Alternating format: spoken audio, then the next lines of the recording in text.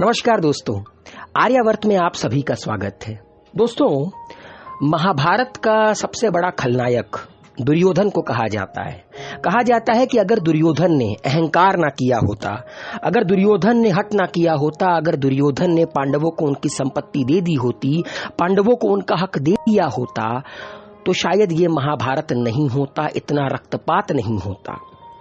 तो दुर्योधन को हमेशा से एक विलन माना जाता है, एक खलनायक माना जाता है। लेकिन क्या आप लोगों को यह पता है कि हमारे प्रिय देश भारत में आज भी कुछ स्थानों पर दुर्योधन का मंदिर है, वहां पर दुर्योधन की पूजा होती है। उन्हीं में से आज एक मंदिर के बारे में आपको बताऊंगा, जो कि उत्तराखंड के गढ़वाल हिमालय के घाटियों में स्थित है। आमंत्रित करता हूं आप सभी को आज के सफर पर चलने के लिए। शुरू करते हैं आज का सफर, मगर सफर की शुरुआत से पहले ये डिस्क्लेमर जरूर पढ़ लीजिएगा। दोस्तों, हर इंसान में 3 तरह के गुण होते हैं। इन तीनों तरह के गुणों के बारे में भगवान श्री कृष्ण ने गीता में बताया है। रजस गुण, तमस गुण, सत्व गुण। चाहे वो खलनायक हो या नायक हो, इन तीनों गुणों का समतोलन होता है किसी भी इंसान में। हाँ, अगर तमस गुण ज्यादा हुआ तो वो खलनायक कहलाएगा, अगर रजस गुण ज्यादा हुआ तो वो नायक कहलाएगा।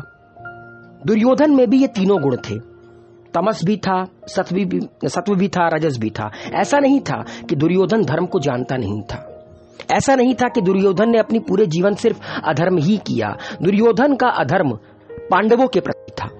बाकी दुर्योधन अपने माता पिता, अपने राज्य, अपने मित्र, अपने भाई बहनों, इन सब के प्रति दुर्योधन के मन में करुणा थी, सम्मान था, प्यार था। तो दोस्तों, एक बार क्या होता है कि दुर्योधन टहलते टहलते गढ़वाल हिमालय की पहाड़ियों पर पहुंच जाते हैं। अच्छा, दुर्योधन कर क्या रहे थे वहां पर? दुर्योधन करने क्या गए थे वहां पर? दुर्योधन वहां पर पांडवों को ढूंढने गए थे।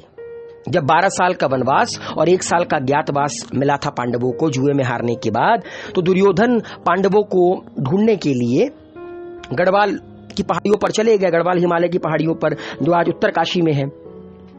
और वहां पर एक गांव है, जौनसार बावर अचल के ओसला गांव दुर्योधन पहुंचे।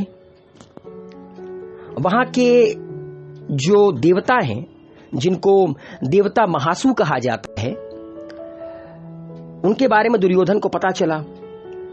दुर्योधन ये चाहते थे कि जो देवता महासु हैं वो भी उस गांव में थोड़ा सा टुकड़ा दुर्योधन को दें, दुर्योधन वहां पर राज करे, वहां के लोगों की सेवा करें। तो दुर्योधन ने देवता महासु की पूजा की।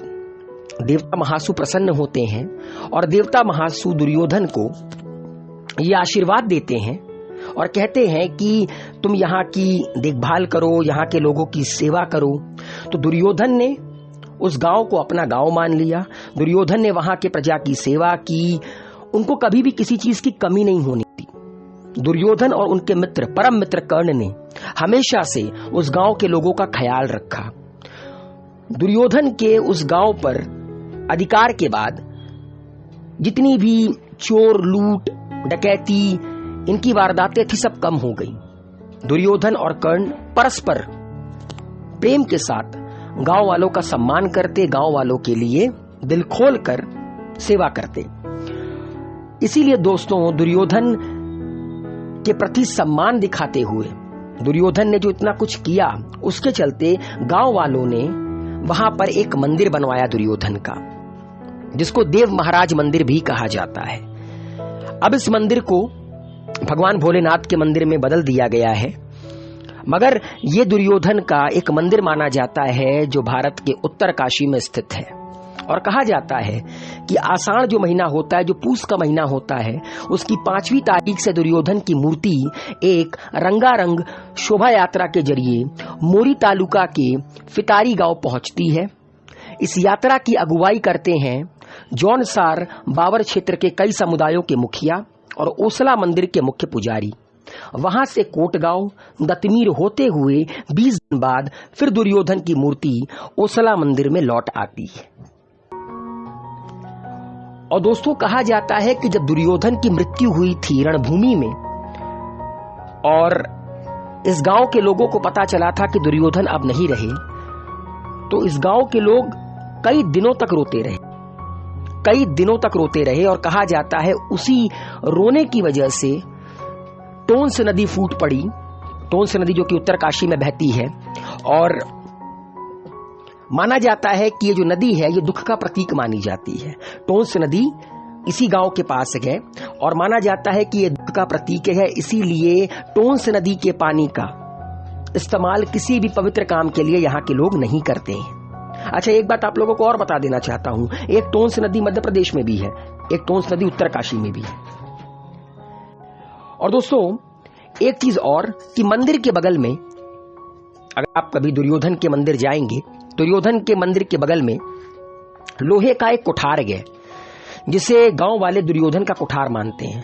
पहाड़ी संस्कृति का एक बहुत बड़ा हिस्सा माना जाता है, एक बहुत ही महत्वपूर्ण हिस्सा माना जाता है कुठार।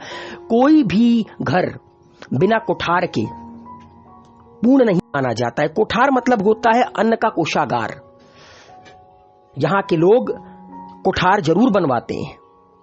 तो दोस्तों ये जो मैंने आप लोगों को बताया, ये दुर्योधन के एक मंदिर के बारे में मैंने आप लोगों को बताया। वैसे दुर्योधन का एक और मंदिर है जिसके ऊपर मैं एक सेपरेट वीडियो बनाऊंगा। कल मैं आप लोगों के लिए वो वीडियो लेकर आऊंगा। कल हम बात करेंगे दुर्योधन के दूसरे मंदिर के बारे में जो कि केरला में स्थित है।